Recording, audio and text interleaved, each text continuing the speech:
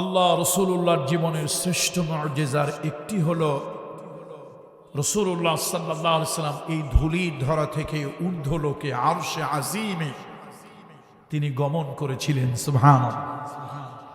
আমরা বিজ্ঞানের কারণে, ইসলাম বিজ্ঞানকে কখনো ছোট করে দেখে না, আমরা বিজ্ঞানকে কখনো অস্বীকার করি না, বিজ্ঞানকে আমরা ইসলামের জন্য নিয়ামত মনে করি। বিজ্ঞান পরিবর্তন হয়েছে, তবে ইসলাম পরিবর্তন হয়নি। আল্লাহু আকবার। পৃথিবী ঘোরে না সূর্য ঘোরে, এই থিওরি নিয়ে মিস্টার টমেলি, তারপরে গ্যালিলিও, তারপরে কোপারনিকাস, এক একজনের মন্তব্য এক এক রকম ছিল। কি ঘোরে, সূর্য নাকি পৃথিবী? এই ঘোরাঘুরি, এইটা জানতে জানতে মানুষের মাথা ঘুরে শেষ। 200 বছরে আমরা জানতে পেরেছি আসলে ঘোরে কি। কিন্তু কোরআন এমন এক বিস্ময়কর কিতাব, 1400 বছর আগে সূরা ইয়াসিনে আমরা জানতে পারলাম ওয়াকুল্লুন ফি ফালাকিন ইয়াসবাহুন। আসলে মহাকাশে চাঁদ, সূর্য, গ্রহ, নক্ষত্র, মিল্কি ওয়ে, গ্যালাক্সি যা আছে সব ঘুরতেছে। আল্লাহু আকবার। তাহলে বিজ্ঞান পরিবর্তন হয়েছে, কিন্তু ইসলামের কোনো আয়াত, নবীর কোনো হাদিস পরিবর্তন হওয়ার প্রয়োজন হয়নি, আর কিয়ামত পর্যন্ত হবেও না। তো সেই মেরাজের চাঁদ রাসূলুল্লাহ সাল্লাল্লাহু আলাইহি ওয়াসাল্লাম এই ধূলির ধরা থেকে ঊর্ধ্বলোকে গেলে একটা বিশেষ ধরনের বাহনে চড়ে গেলে, খুব দ্রুতগামী, নাম ছিল বোরাক। মহাকাশে যেতে হলে বিশেষ ধরনের পোশাক পরতে হয়, এটা পৃথিবীর মানুষের 100 বছর আগেও জানা ছিল না। কিন্তু রাসূলুল্লাহর মেরাজের মাধ্যমে, হাদিসের মাধ্যমে আমরা জানতে পারলাম রুহুল আমিন জিবরাইল রাসূলুল্লাহকে যখন ঊর্ধ্বলোকে সপ্ত আসমানে আরশে আজিমে যখন নেবে, আল্লাহ রসুলকে বোরাকে চড়ানোর আগে বিশেষ ধরনের বিশেষায়িত পোশাক রাসূলুল্লাহকে পরানো হয়েছিল। সুবহানাল্লাহ। এই জন্য আমরা বিজ্ঞানকে কখনো আমাদের প্রতিপক্ষ মনে করি না। আমি অন্য ধর্ম নিয়ে কখনো খারাপ মন্তব্য করি না। আমার লক্ষ লক্ষ ভিডিও দেখবেন ইউটিউবে আছে, কোনোদিন অন্য ধর্মকে কুৎসা রটনা করা, অন্য ধর্মের মানুষকে তুচ্ছ তাচ্ছিল্য করা, কারো দেবদেবী উপাসনালয় ইত্যাদি নিয়ে কথা বলা, এগুলি আমি কখনো করি না। এটা আমার মানবিক চরিত্র নয়। তবে আমি আমার কথা বলি, আল্লাহ তাআলা আমাকে এমন একটা ধর্ম দিয়েছেন, আল্লাহু আকবার। আল্লাহ তাআলার কুদরতি কদমের সামনে কিয়ামত পর্যন্ত সিজদায় পড়ে থাকলেও আল্লাহ আমাকে এমন একটা ধর্ম দিয়েছেন যেটা যৌক্তিক, যেটা মানবিক, যেটা মোর সায়েন্টিফিক। আল্লাহ, এমন একটা ধর্ম পেয়ে আমি সত্যি আনন্দিত। আল্লাহ, আপনার শুকরিয়া আদায় করে গোলাম কোনোদিন শেষ করতে পারবেন। যে ধর্মে কোনো আবেগ আছে তবে যৌক্তিক, আবেগ আছে তবে বৈজ্ঞানিক, আবেগ আছে তবে ঐতিহাসিক। আবেগ না থাকলে ইব্রাহিম আলাইহিস সালাম ইসমাইলকে কোরবানি করতো না। কি কোরবানি করছিল না? আপনারা বলবেন করে নাই, না আমি বলবো করছে। তবে আল্লাহ তাআলা সে গলা কাটাকে মঞ্জুর করে নাই। বাপ কিন্তু ঠিকই কোরবানি করেছে। এই জন্যই ধর্মে আবেগ আছে, তবে যৌক্তিক আবেগ, বৈজ্ঞানিক আবেগ। যা হোক, দাওয়াতি মেহমানরা আছেন, আমি যদি তাদের হক নষ্ট করি এটা আমার জন্য শোভনীয় হবে না। মাদ্রাসা, এটা নিয়ে একটু কথা বলা দরকার।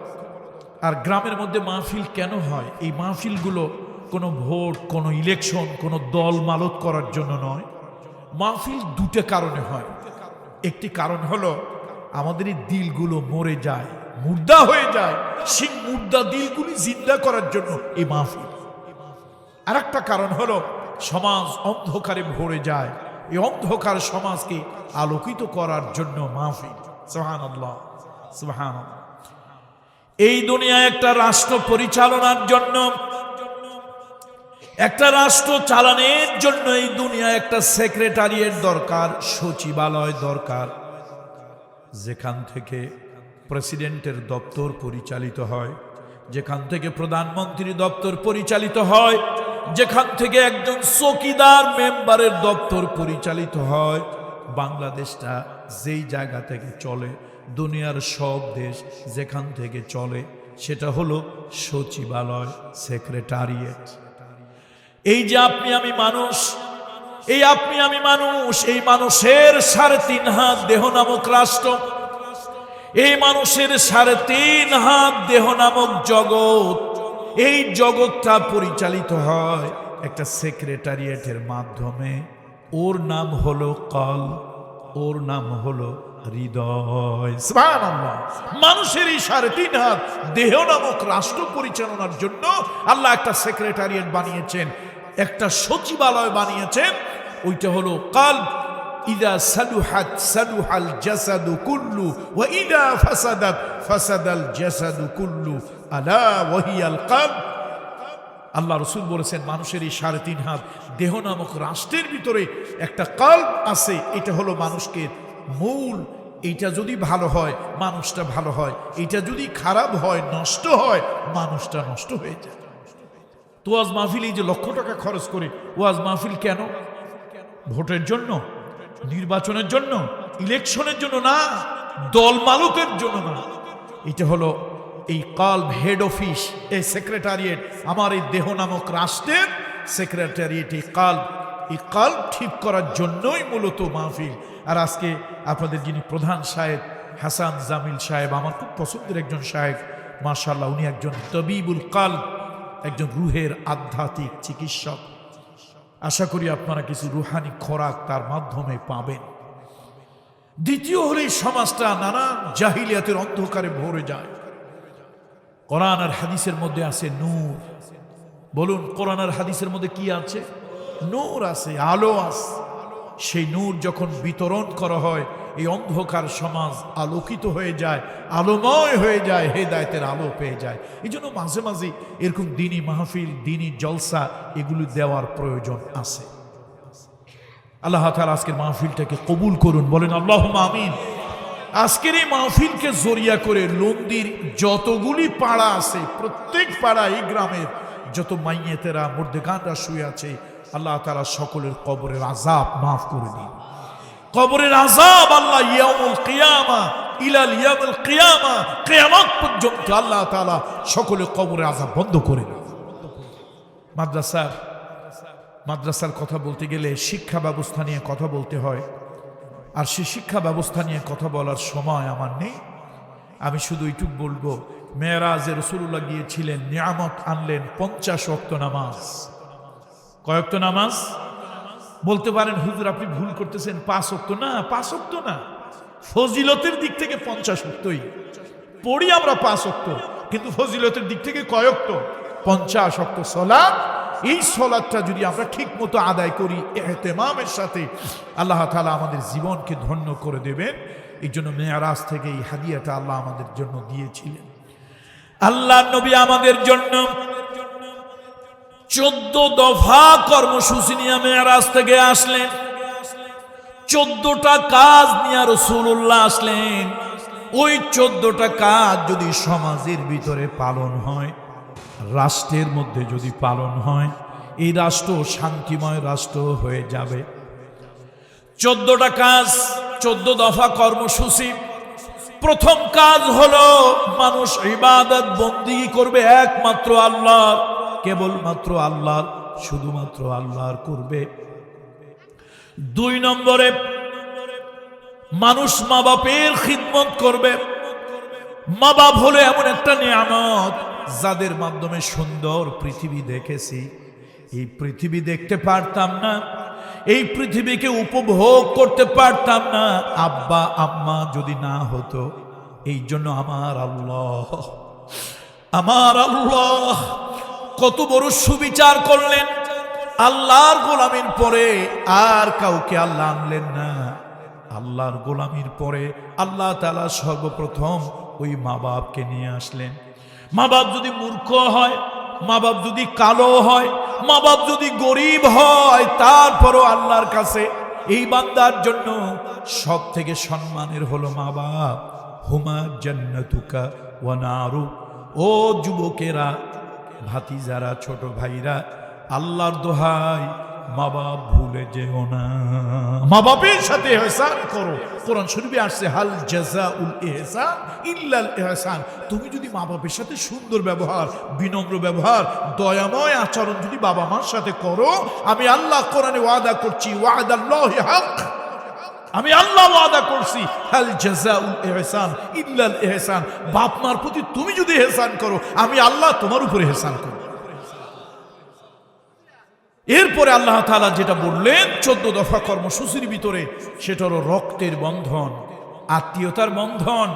আহারে মায়ের পেটের ভাই, চাচা, বাপের গন্ধটা চাচার কাছে পাওয়া যায়, মায়ের বোন খালা, মায়ের ভাই মামা, এই যে ফুফু, বাবার বোন, এই সম্পর্কগুলো ছিন্ন করতে নাই আপনি ওলি আল্লাহ হতে পারবেন না, বুজুর্গ হতে পারবেন না, খাঁটি মুসলমান হতে পারবেন না।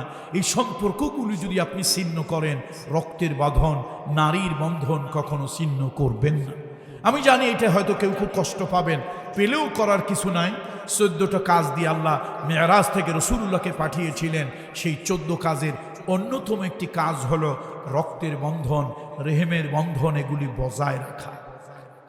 শুধু বড় একটা পাগড়ি মাথায় দিয়ে হাঁটলেন আর বিরাট বড় বুজুর্গ হয়ে গেলেন, তা নয়। এই বন্ধনগুলি বজায় রাখেন। রাসূলুল্লাহ বলেছেন কি জানেন? 3টা কাজ যদি আপনি করেন, আপনি অনেক বড় একজন ভালো মানুষ, এবং মিজানের পাল্লায় আপনার আমল সব থেকে বেশি ভারী হয়ে যাবে 3টা কাজ যদি আপনি করতে পারেন। একটি হলো তাসিল মান কাতাক, ওয়া তু'তি মান হারামাক, ওয়া তু'ফু আম্মান যালামাক। 3টা কাজ করলে মিজানের পাল্লায় আপনার আমল সব থেকে বেশি ভারী, আর ফেরেশতারা বলবে আপনি একজন উত্তম চরিত্রের মানুষ।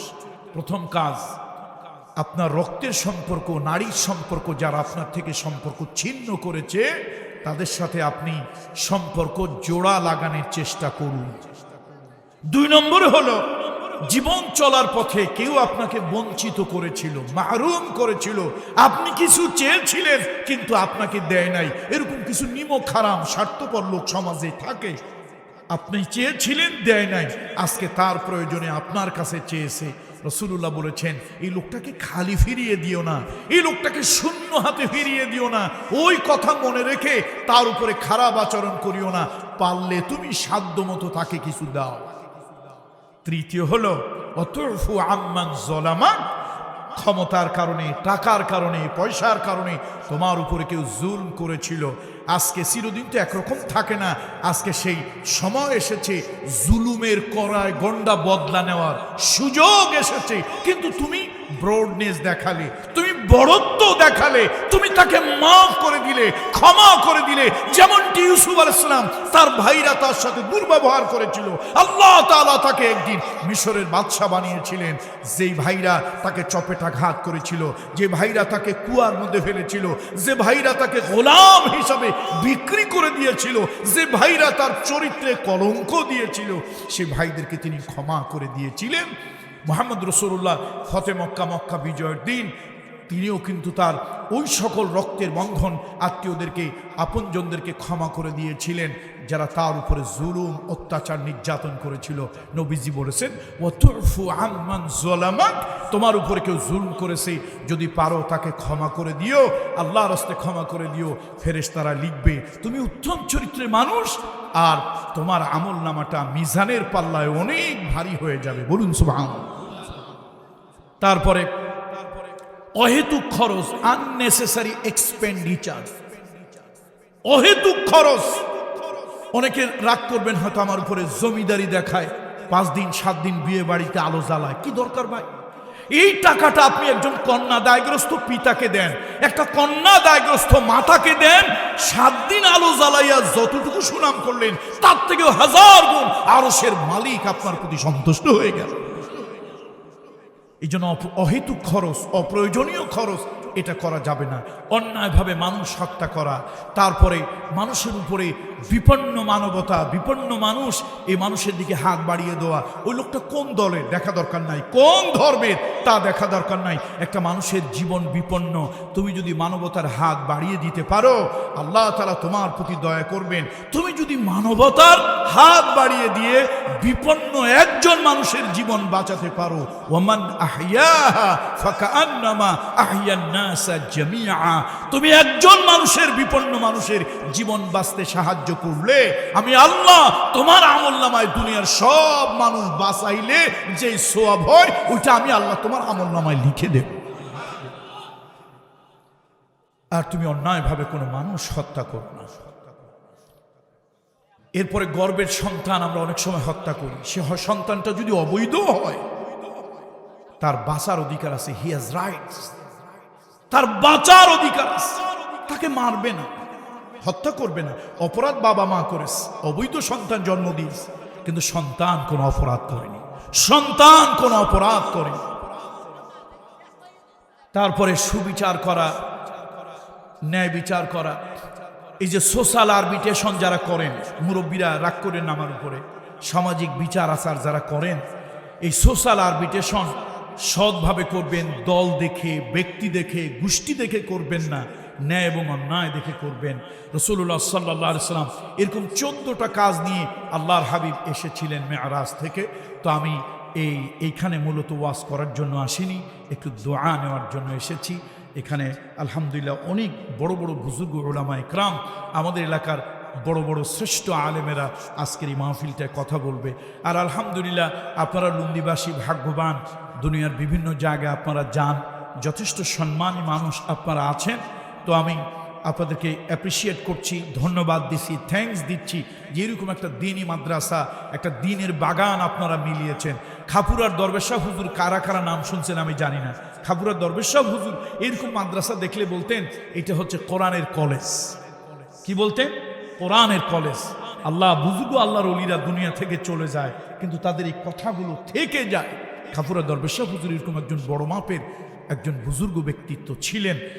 তো এরকম একটা কলেজ, কোরআনের কলেজ আপনারা করেছেন, আপনারা ভাগ্যবান। এই বাচ্চা ছেলেরা যতক্ষণ পর্যন্ত কোরআন পড়বে, আল্লাহ, এই বাচ্চারা যতক্ষণ পর্যন্ত কোরআন পড়বে, এই সওয়াব এই মুরব্বীরা পেতে থাকবেন। মুজাদ্দেদে আল ফেসানি রহমতুল্লাহ আলাইহি, যাকে আমরা নূরে শেরহিন বলি, মুজাদ্দেদে আল ফেসানি রহমতুল্লাহ আলাইহি ওনার একটা কিতাবের ভিতরে লিখেছেন, একজন মহিলার 4টা বাচ্চা ছিল। এই 4টা বাচ্চাকে তিনি কোরআনুল কারীম শিক্ষা দিয়েছিলেন, ওসিয়ত করেছিলেন, আমি মারা গেলে আমার জন্য কোরআন পড়ে হাদিয়া দিও। সে মহিলা মারা যাওয়ার পর সন্তানেরা কোরআন পড়ে মায়ের জন্য দোয়া করত। এই ওসিলায় আল্লাহ তাআলা মাকে অনেক পুরস্কার দিলেন। এরপরে একদিন স্বপ্নের ভিতরে দেখলেন, মাকে যে কবরস্থানে মাটি দিয়েছি, সেই কবরস্থানে অনেকগুলো মানুষ। এরা কারা? মা বললেন এরা হলো গ্রামের মুরব্বী, যাদেরকে মাটি দেওয়া হয়েছে, কিন্তু তাদের জন্য কোনো সওয়াবের কাজ করে হাদিয়া দেওয়ার মতো কেউ ভালো মানুষ নাই। এই বেহিয়ার ছেলেরা মায়ের সাথে সাথে গ্রামের এই মুরব্বীদের জন্য যখন কোরআন পড়ে আল্লাহর কাছে হাত তুলে, এই ওসিলায় ওই কবরস্থানে যতগুলি মায়ের সকলের কবরের আযাব আল্লাহ তাআলা বন্ধ করে দিয়েছে। আল্লাহ, আমি তো মনে করি লুন্দিবাসী আপনারা সত্যিই ভাগ্যবান, আপনারা সত্যিই ভাগ্যবান, সৌভাগ্যবান যেরকম একটা দ্বীনি মার্কাজ আপনারা করেছেন। আল্লাহ তাআলা এই মার্কাজকে বাঁচিয়ে রাখুন, এই মার্কাজকে আল্লাহ তাআলা ইলা ইয়াউমিল কিয়ামা ইস্তেকামাত রাখুন। এবং এই যে আপনারা যারা সহযোগিতা করছেন, আল্লাহ তাআলা এর ওসিলায় দুনিয়া এবং আখিরাতে আপনাদের সকলকে উত্তম জাযা, উত্তম প্রতিদান দান করুন। আবারও আমি হৃদয় থেকে শুকরিয়া জানাচ্ছি, ধন্যবাদ দিচ্ছি। আমি দাওয়াতি মেহমান নই, তারপরও আপনারা যে মূল্যবান কিছু সময়, এখানে অনেক বড় বড় মাপের উলামা ইকরামরা আছেন, তাদের মধ্যে আমার যে একটু সময় আপনারা দিয়েছেন, এই সময়টা দেওয়ার জন্য আমি হৃদয় থেকে আপনাদেরকে ধন্যবাদ জানাচ্ছি। মাল্লাম ইয়শকুরিন নাস ফালাম ইয়শকুরিল্লাহ। রাসূলুল্লাহ বলেছেন, মানুষের কৃতজ্ঞতা যারা আদায় করতে পারে না, তারা মহামহিম সৃষ্টিকর্তা আল্লাহর শুকরিয়া আদায় করতে পারে না। আমি আপনাদেরকে থ্যাঙ্কস জানাচ্ছি ফ্রম মাই হার্ট। আমি আপনাদেরকে শুকরিয়া জ্ঞাপন করছি। শুকরান লাকুম, আপনারা আমাকে সময় দিলেন। দোয়া নিতে আসছিলাম। আগামী 13তম জাতীয় সংসদ নির্বাচনে আমি একজন স্বতন্ত্র প্রার্থী, রাজরের সন্তান, মরহুম দেলওয়ার হোসেন আনসারী রহমতুল্লাহ আলাইহির সন্তান। আমি শুধু দোয়ার জন্য এসেছি আপনাদের কাছে। আমার ওরকম কোনো যোগ্যতা নেই, আমার যোগ্যতা একটা, আমি মরহুম পীর সাহেবের ছেলে, আমার যোগ্যতা একটা, আমি রাজৌরের ছেলে। অবহেলিত রাজৌরের পক্ষে যেন আমার দক্ষিণে আছে কোটালীপাড়া উপজেলা, আমার থেকে 10 গুণ উন্নত। আমার উত্তরে আছে শিবচর উপজেলা, আমার থেকে 10 গুণ ডেভেলপ। আমার পশ্চিমে আছে মুকসুদপুর, অন্তত 5 গুণ আমার থেকে বেশি ডেভেলপ। আমার পূর্বে আছে মাদারীপুর সদর, আমার থেকে অনেক গুণ উন্নত ডেভেলপ। অথচ ডার্কের ভিতরে, অন্ধকারের ভিতরে অবহেলিত অবস্থায় আছি আমি রাজৌ। বোধহয় আমার এই নির্বাচনকে কেন্দ্র করে যেরকম ঘুরলাম, কবিরাজপুর আর কদমবাড়ির রাস্তা ছাড়া রাজৌরে ভালো কোনো রাস্তা আমার চোখে পড়ল না। একটা হাসপাতাল আছে যেটা মানুষ চিকিৎসা নেওয়ার, আশরাফুল মখলুকাত, মানুষ চিকিৎসা নেওয়ার উপযোগী নয়। আমরা অন্ধকারে মানুষকে শুধু দিয়েই গেলাম, কিন্তু আমরা কিছু পেলাম না। সুতরাং আসুন আল্লাহ তাআলা যেন এই রাজৌরের পক্ষে একটু কাজ করার। আমি হয়তো ঢাকা ইউনিভার্সিটির একজন প্রাক্তন ছাত্র, সামান্য একজন মানুষ। আমি আপনাদের কাছে দোয়া চাই, যারা দাঁড়িয়েছেন প্রত্যেকে আমার থেকে যোগ্য, আমার থেকে বেশি যোগ্য, তারা ভালো মানুষ। তো আমি আমার যোগ্যতা একটাই বলেছি, মরহুম পীর সাহেবের ছেলে, এই রাজৌরের সন্তান। আপনাদের সকলের কাছে দোয়া চাই। আসলে প্রত্যেক সরকারি বিধান একটা নিয়মতান্ত্রিকভাবে আছে, নির্বাচনের একটা আচরণবিধি আছে। আমি শুধু এই আচরণবিধিকে শ্রদ্ধা করে, রিসপেক্ট করে আমি শুধু আপনাদের কাছে দোয়া চাইলাম।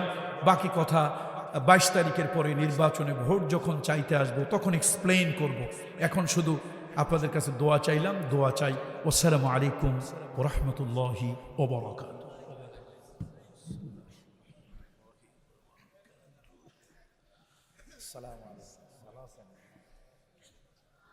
আলহামদুলিল্লাহ ঐতিহ্যবাহী